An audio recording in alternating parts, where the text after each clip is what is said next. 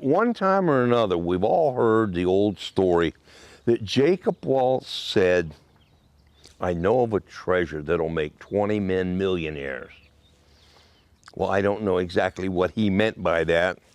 I know I've never become one of those, try as I might.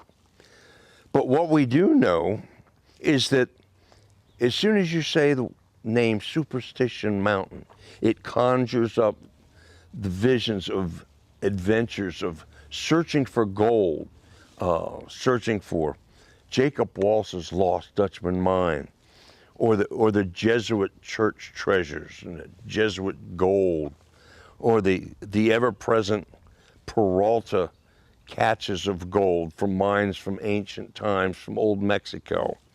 Whatever you might choose, there's something there for everybody to hunt for.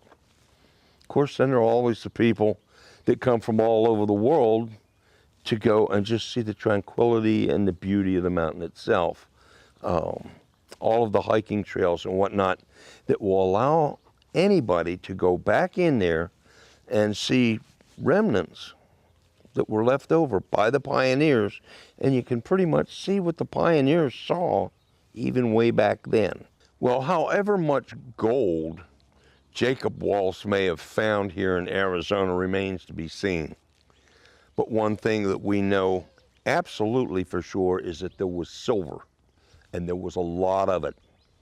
And this silver, discovered in 74, 75 at what has become, I should say, the Silver King mine, opened up the ball for people coming from all over the world to get a piece of that action. There were cooks, there were anvil pounders, blacksmiths, there were people in mercantiles, there was everybody you could possibly imagine, and in great measure, it opened the area wide open for the cattle business. Now, the fellow that we're going to talk about is J.J. Frazier, or Jack Frazier, and he was one of the best-known cattlemen that came over here.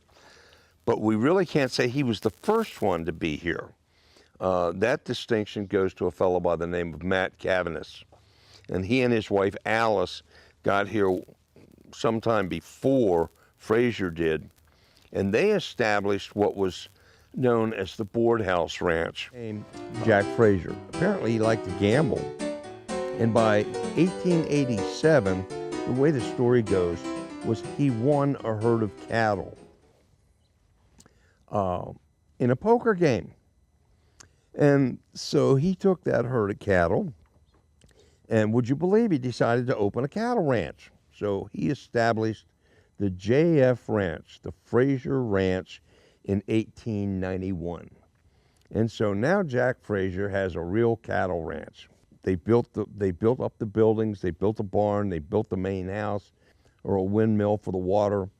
So what we know is that while Jack may not have been the first, he was really what we like to refer to as the bell cow. He was the first. He had the big ranch that has come down into what ranches are left out there now. And unfortunately, with the Woodbury fires and whatnot that came through, a lot of the desert was burned up. But from what I understand, all of the JF buildings are still there as they were. That Jack Frazier was the guy that got this all started. Why he decided to come into the Superstition Mountains, we know he came for the silver, but other than that, what would have drawn him here to be an entrepreneur per se? I don't think we're ever really going to know what the underlying reasons were for that. It's just going to have to stay one of those mysteries.